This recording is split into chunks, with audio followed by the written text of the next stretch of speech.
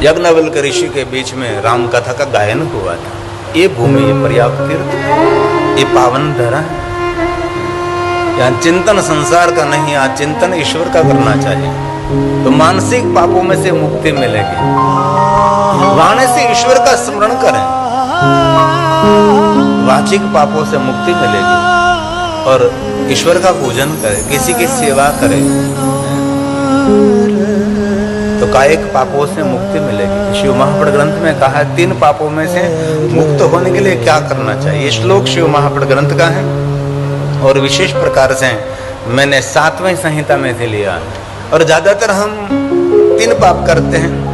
कभी गलत चिंतन करते हैं तो ये मानसिक पाप कहते हैं, कभी किसी के लिए बुरी बात कर देते हैं तो वाचिक पाप कहते हैं, और कभी कोई ऐसा कर्म कर देते हैं तो कायिक पाप कहते हैं। ये तीनों पापों में से मुक्त होने के लिए मनुष्य को क्या करना चाहिए, ये महर्षि भगवान वेद व्यास जी ने शिव महापुराण अंतर्गत 7वां संहिता में कहा। अब तो शिव महापुराण कथा का प्रारंभ है, बीच में कहीं मैं कुछ न कुछ उठा लेता हूं, क्योंकि कथा है। ये भगवान व्यास जी की सुंदर रचना है। शिव रूपादि चिंताय, जो शिव जी का चिंतन करते हैं वो मन के पापों से मुक्त रहता है। मन से बहुत पाप करते हैं, पर हम जाहिर नहीं करते हैं, लेकिन निरंतर होता रहता है, निरंतर। इसीलिए शिव महापुराण ग्रंथ में कहा, अपने मन के पापों में से छूटने के लिए भगवान शिव जी का चिंतन करें, भगवान शिव जी का ध्यान करें। कितनी सुंदर बात है। शिवा शिव रूपादि चिंताय, सा सेवा मानसी स्मृता, जपार्ति वचि की सेवा, कर्म पूजादि कायिकी, कर्म पूजादि कायिकी।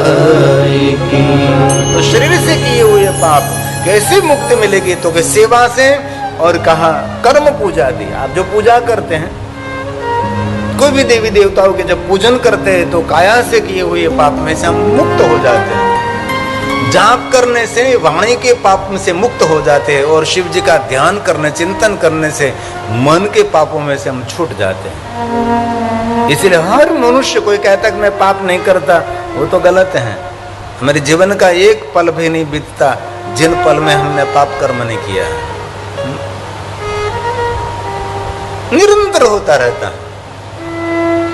शरीर चलता है तो बहुत सारी चींटी, बहुत सारे जीव जंतु मर जाते हैं।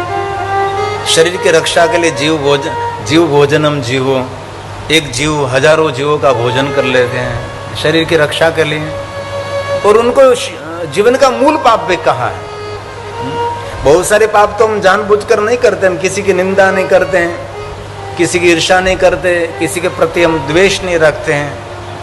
ये तो सीधी बात है ना। कोई सत्संगी है, साधु प्रेमी है, ईश्वर को मानने वाला है, जो कथा कीर्तन सुनता रहता है, और कभी दूसरों की ईर्ष्या तो कभी नहीं करेगा, दूसरों के प्रति द्वेष तो उनके हृदय में रहते हैं नहीं, और कोई उपद्रव भी नहीं रहता है। क्योंकि सत्संग का एक विशेष महिमा है ना। सत्संग जिनके जीवन में है, उनके जीवन में तो सब कुछ रहेगा ना। ये निंदा से परे हो जाएगा, कभी निंदा नहीं करेगा। और जो निंदा करता हुआ दिखाई दे, समझ लेना वो सत्संगी नहीं है।